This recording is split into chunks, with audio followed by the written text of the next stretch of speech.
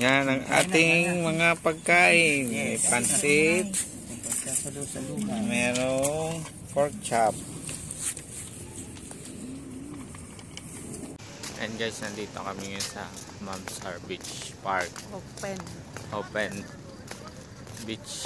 Dito lang kami sa may gilid. Ayan. Kasama namin yung family, friends.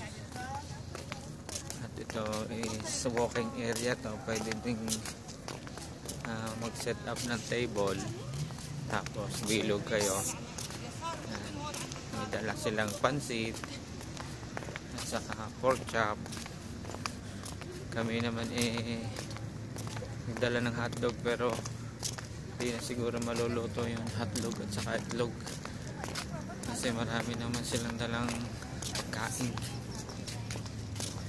May pansit sila at saka kanin din. Naglalaro yung mga bata. Maluwag to dito, marami pa at saka content tao ngayon kasi yung iba may mga pasok pa bukas. Kami day off na bukas. 11 o'clock na ako. So 12 na.